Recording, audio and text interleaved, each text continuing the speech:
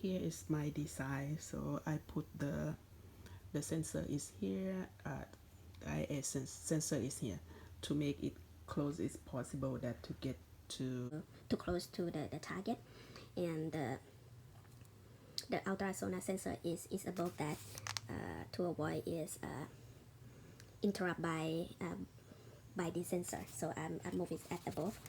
So the car is pretty much the same as the second project. The thing that I changed a little bit is the front wheel. So up till now I just find out that I have the problem when it turn left or turn right is because I use the type of wheel. It's hard to move its left or move its right. So when it turn to the Omnium, I'm not quite sure what is the name wheel, it's much better. It's easier to move left and right. And I make it smaller than the last one. I didn't use the same flame as the Smartbot, so I use the C channel as the flame, and I try to make it close together. And the thing that is make is I mean above, I mean it's not close to the floor. Here is that's one, and that is all my design. So I'm trying to make everything is rigid.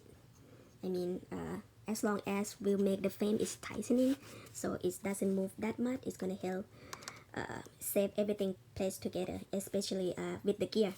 So the gear is and the cassette easily to disconnect if this stuff is not tight in the place.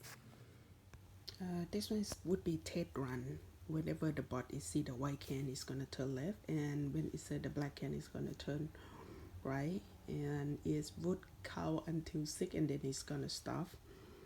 And let's see how it's worked.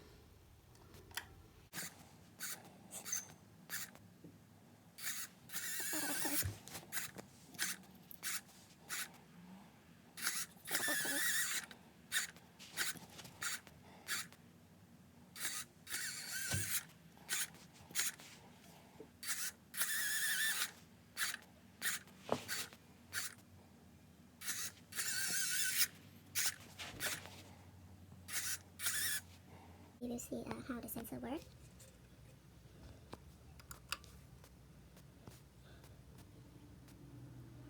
It's going to fire the white can.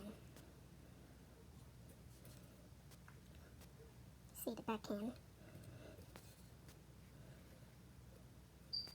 It fire the white can again, number 5. Black can again, number 6, and then stop. Here is the code. Is for the liquid screen is the same. Declared a servo motor, and the new one is a new pink. This one is gonna use the library that used for ultrasonic sensor. Define all the pin. Start 13, wake sensor number A0, I for counting can, and the right speed, left speed, and variable for delay. That one is for the motor purpose, and the variable for read sensor. At the setup, I set up the screen is pretty much the same. I give the serial monitor as a 9600 and give the length for the motor and attach to the pin 30 and 31, and declare start bottom as an input. And this one is a void for to create a function. So this one I use to control the motor, and the other one is to read the sensor.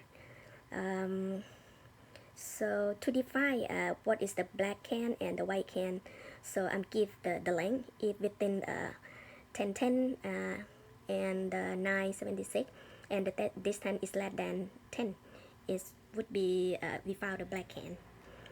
If L, I mean if we found the white can, so the condition is could be the if the sensor read the value within 35 to 90 76 in the distance that less than 10, it would be the white can. And if nothing else, I'm just set the no can. And for the read the distance, so I use the ping cm centimeter. So I get used to is this. I'm not get used to with the inch or this stuff.